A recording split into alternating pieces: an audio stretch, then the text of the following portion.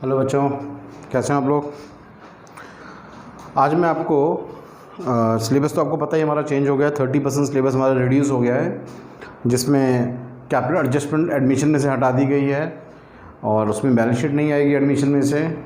Retirement में से भी कैपिटल एडजस्टमेंट हटा दिया गया है और रिडम्पशन डिवेंचर भी आपका सिलेबस आपके कोर्स में से हटा दिया गया है। इसके अलावा डेथ भी हटा दिया गया, लेकिन डेथ पूरा नहीं हटाया गया है। डेथ में एग्जीक्यूटर अकाउंट, कैपिटल अकाउंट हटाया गया है, लेकिन जो उसकी जर्नल एंट्रीज़ हैं, जैसे गुडविल की जर्नल एंट्रीज़ हैं, प्रॉफिट शेयरिंग की जर्नल एंट्रीज़ हैं, वो आपके सिलेबस में हैं। तो वही मैं आपको आज करा रहा हूँ, ठीक है। तो डेथ में गुडविल की एंट्री तो बेटा वही होती है। गुडविल की एंट्री सेम होगी, रिमेनिंग पार्टनर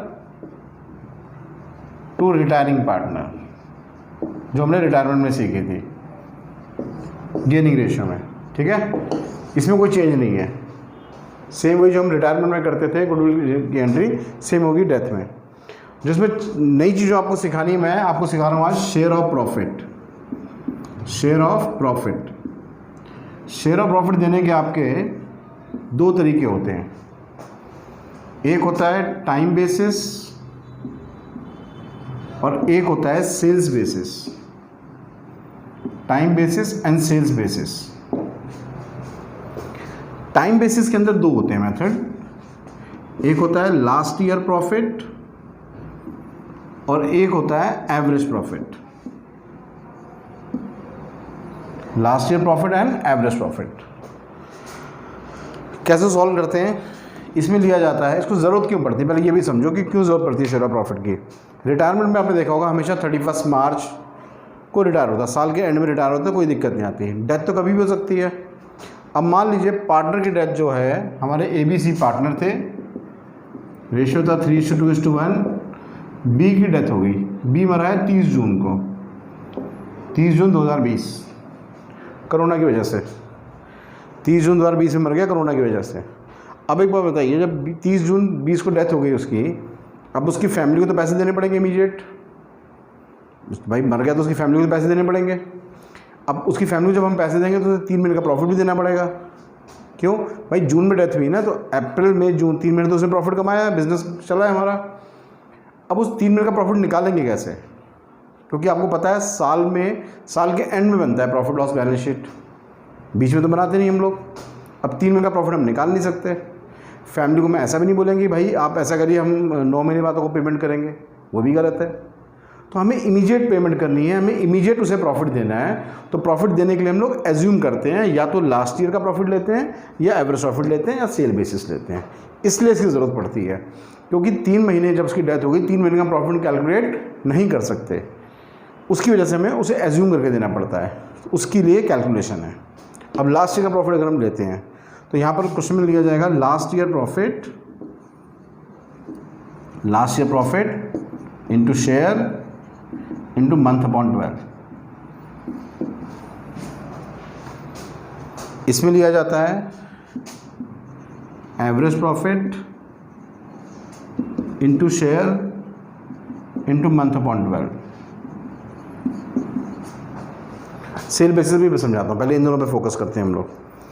लेट सपोज हमारे पास प्रॉफिट दिया हुआ है 2020 में मरा था, तो प्रॉफिट दे रखा है हमारे पास 2019 का, 2018, 2019 और 2020। प्रॉफिट है हमारे पास 40,000, 50,000 और 60,000, 3 प्रॉफिट दिए हुए हैं। अब हम लेते हैं लास्ट ईयर के बेसिस पे। तो लास्ट ईयर का प्रॉफिट कितना है 60,000। 60,000 में उसका शेयर इनटू मंथ, कब डेथ हुई है 30 जून, 3/12। सॉल्व कर लो, 20,000 का 1/4, 5,000 आ गया। इसकी जनरेटर क्या बनेगी, इसकी बनेगी P&L suspense account debit to B's capital. Suspense word क्यों यूज़ कर रहे हैं, क्योंकि हमारा ये एज्यूम प्रॉफिट है, एज्यूम्ड, अर्न प्रॉफिट नहीं है, एज्यूम प्रॉफिट है, इसलिए सस्पेंस वर्ड यूज़ कर रहे हैं। ये हो गया लास्ट ईयर के बेसिस पे। अब हम बात करते हैं एवरेज प्रॉफिट।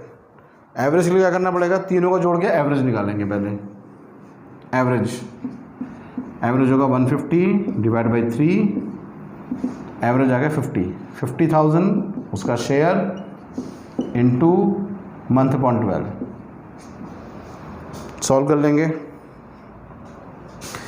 जो भी आएगा 50,000 का 1/3, 50,000 का 1/3 हो जाएगा आपका 16,66,667। फिर उसका 4 से डिवाइड करेंगे, 4,4,4,4,4,4 ये आ गया। अगेन एंट्री यही होगी, P&L suspense to B's capital.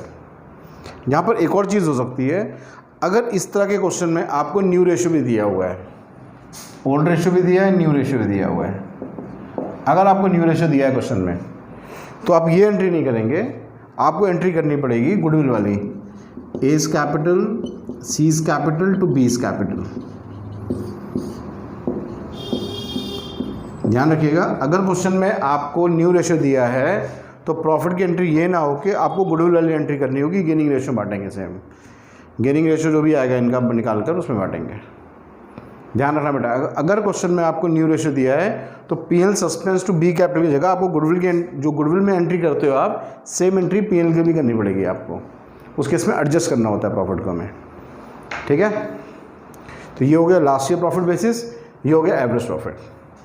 अब मैं समझा रहा हूँ आपको सेल्स बेसिस। सेल्स बेसिस में क्या होता है, आपको सेल्स दी होगी लास्ट ईयर की, जब उसकी डेथ हुई है उससे पहले वाले साल की, प्रॉफिट दिया होगा लास्ट ईयर का आपको,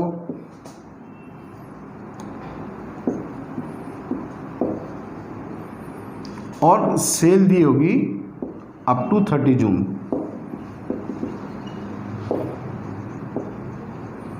सेल दी होगी अप टू 30 जून। अब हमें इसका शेयर ऑफ प्रॉफिट निकालना है।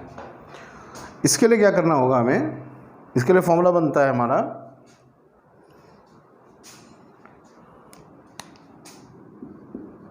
लास्ट ईयर प्रॉफिट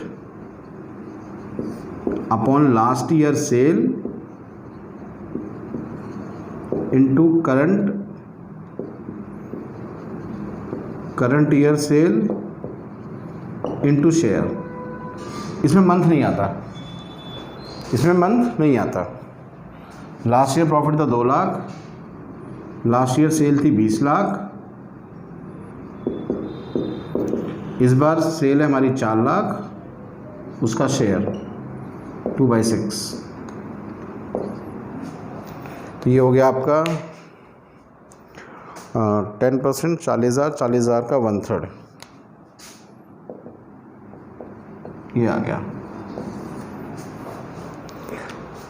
तो 3 तरीके होते हैं देने के बेटा, या तो वो बोलेगा last year profit, last year का प्रॉफिट लेना है, उसका शेयर मंथ के हिसाब से, या तो बोलेगा एवरेज प्रॉफिट लेंगे, उसका शेयर मंथ के हिसाब से, या तो फिर सेल बेसिस होगी। सेल में आपको लास्ट ईयर की सेल दी होगी, लास्ट ईयर का प्रॉफिट दिया होगा, करंट ईयर की सेल दी होगी, last year profit upon last year cell into current year cell into share. Month नहीं आता बेटा इसमें। यही 3 मेथड हैं आपके। और जनरेटरी आपको ध्यान रखना, अगर सिर्फ जनरेटरी पूछिए तो ये एंट्री करेंगे, और अगर क्वेश्चन में न्यू रेशियो दिया हुआ है तो इस एंट्री की बजाय आपको ये एंट्री करनी है। ये गुडविल वाली एंट्री ही प्रॉफिट की भी एंट्री होगी सेम। ठीक है बेटा, इतना ही डेथ में आपके सिलेबस में है। 1 से लेकर 18 तक क्वेश्चन आप अपनी बुक के कर लो, एनफ। 19 से आगे वाले क्वेश्चन डेथ के सिलेबस में नहीं है आपके। ठीक है बच्चे, चलो इसे कॉपी कर लो, देख लो। बाकी कोई दिक्कत है, कोई प्रॉब्लम है, कुछ सजेशन है तो मेरा मोबाइल नंबर ये है बेटा, आप कॉल या मैसेज करके आप पूछ सकते हो मुझसे। ठीक है, कोई भी सजेशन हो कुछ हो, इस नंबर पे आप बता सकते हो। चलो बेटा, थैंक यू।